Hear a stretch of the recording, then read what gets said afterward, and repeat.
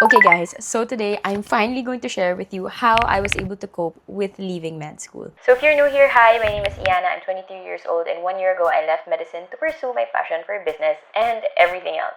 So guys, this is my little notebook that I love to journal with, and because of this whole journey that I've been sharing my leaving medicine or what I did to leave medicine or how I was able to cope, I've been writing everything down here, especially when people comment on my TikTok and they're like, how did you do this? How did you do that? So, lahat nilalagay ko dito sa notebook na to. I'm going to answer today how I was able to cope leaving medicine, and I'm going to tell you in a timeline. So, June 16, 2025, I officially left medicine, and I will never forget that date because that was the 4th anniversary of me and my boyfriend.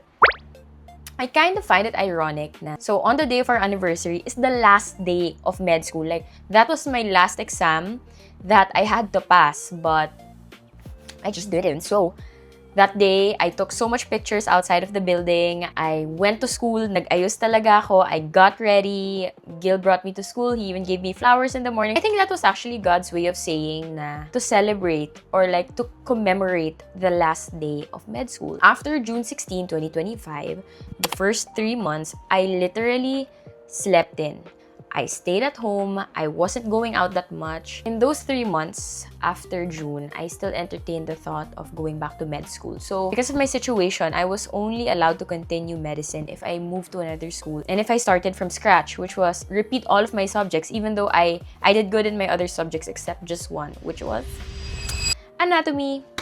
So yeah, maybe I can make another video on what really happened, but this is how I was able to cope. The whole year that I felt so stressed, I was studying and everything. I think the 3 months really just made me catch up on sleep and rest and not overthink or not be so giggle about a test or going to class so scared because baka may recitation or my group work or something like that or something to prepare for. Those 3 months just really made me like slow down and restart and like let my body catch up on whatever it was lacking.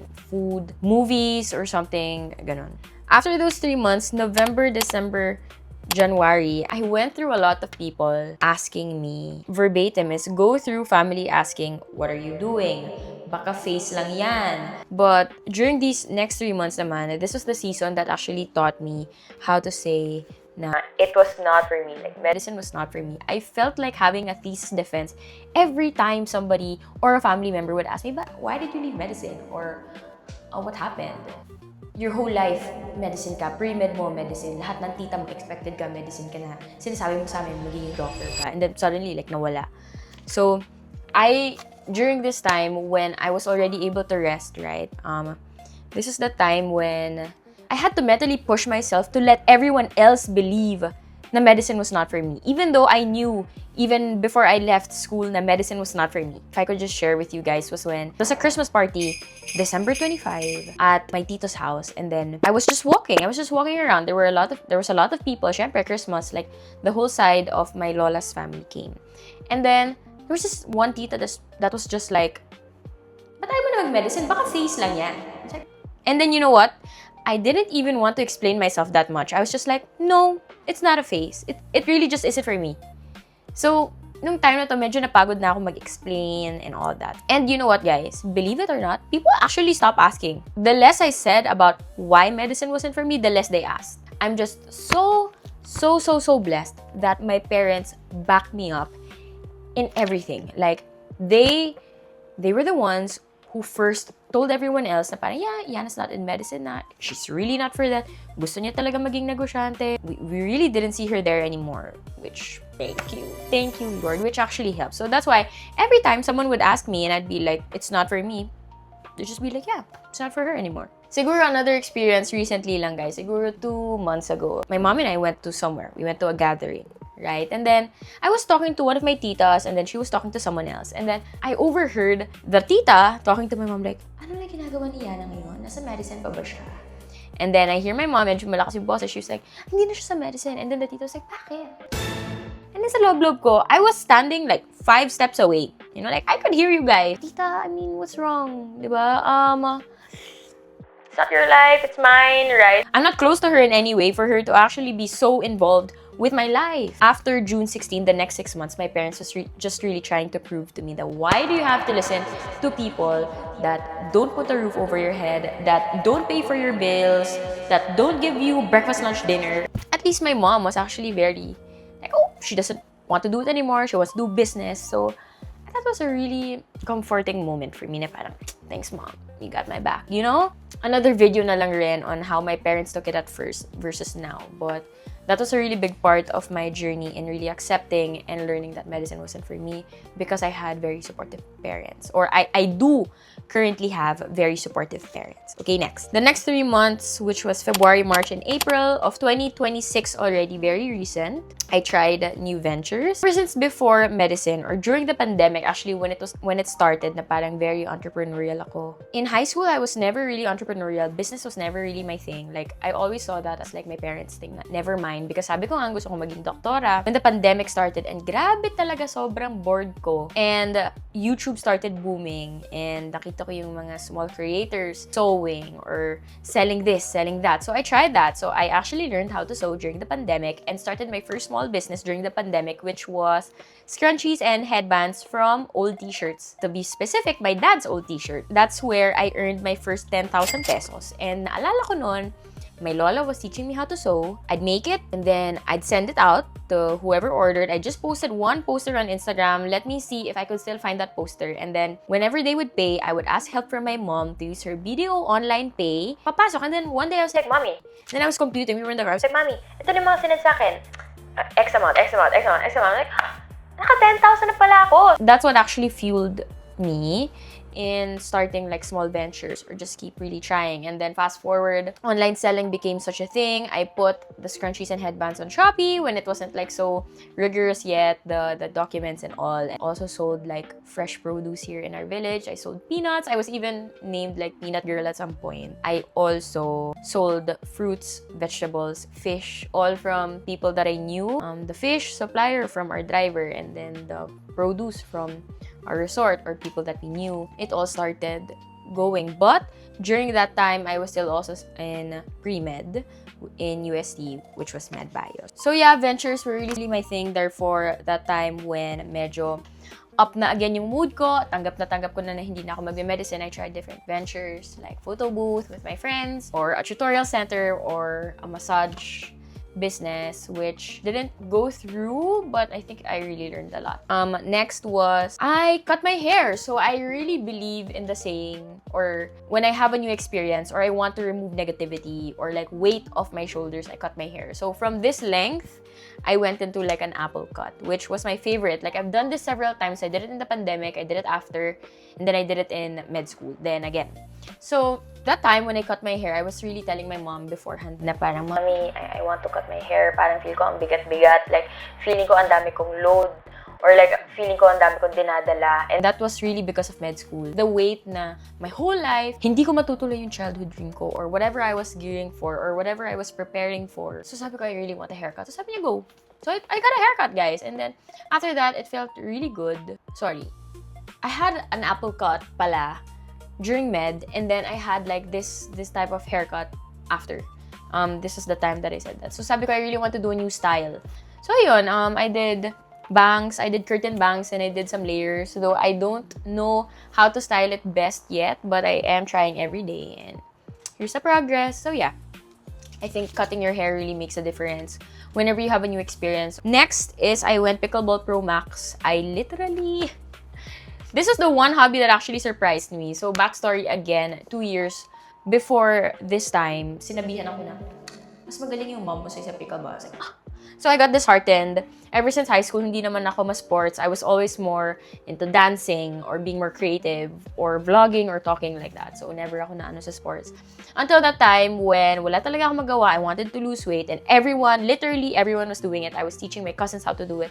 Gil and I were playing it, and then my mom was playing it, and then our whole community started having like free open plays. I got into that, and then until I wanted to change my racket or get better clothes na, and then I got lessons at some point, which you can all find in my TikTok. That was the time when I was like, oh, okay, maybe I shouldn't be scared of new hobbies or new things or things that I were or things that I wasn't good at before. Maybe I should like keep going. So I made new friends there. I went to new places, or I discovered new similarities between me and my cousins and Gail because of pickleball. So that was really a big help for me. And again, I was very preoccupied. At least I was preoccupied and getting thinner or getting healthier, I would say, because I'd work out and then I'd sleep na, hindi na ako magdi-dinner, pumapayat, and then I'd get the compliments and I'd be like, yeah, thanks. I also started taking more selfies. I became more confident, getting thinner. I just really started posting more. Hence, this video, why I'm able to share it na, because medyo mas confident na ako. And I learned that so much other people pala are going through the same thing, a career change, or leaving medicine, or they're already in their 4th year, but they want to leave because they don't know if it's for them. That all started because I took more selfies. Next is I had my UANP interview, which is now my current master's. So during that time, I was like, okay, What were they gonna ask me? like, I've literally been studying medicine since high school, right? I don't know what if they asked me something about GDP or the news or something economics, right? But you know what?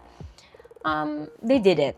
And I think my fear was just really, so nangunguna yung fear ko that day. I got ready, I fixed up, Gil was with me, and then I met up with a friend there that's also taking the same course. Shout out to Quincy. During that time, the interview just went so smooth for me. Like, they asked me questions, very real life applicable questions, and I was able to answer. And I have my parents to thank for that, because, you know, growing up, they just really made me more open to life experiences and all that. So I think those questions just really helped me summarize everything I've learned during medicine. Na I wasn't doing medicine, if that makes sense. So I was doing so much besides medicine, and that interview solidified everything I learned. I hope you got that. So yeah, and then during those months, I also got the acceptance to UANP. So that was actually really, finally, a very big, like, sigh, or like a very big like breath na parang, oh, I'm going somewhere after. I'm going to study again, and now I'm going to study something that hopefully would interest me. During those 3 months again, I let go of medicine completely. That was the time when it didn't even cross my head anymore. I wasn't even thinking about sharing it yet during those 3 months, kasi parang I really just wanted to reinvent myself and find, and maybe like get a glimpse of what I want to be doing or what my lifestyle would look like, and posting more and going to my business interview, right? So I think this time was when I was really just trying to pick up the pieces on how I would like to be, or what I would like to be doing 10 years from now, or what foundations I need to be starting. I think it was a really good time.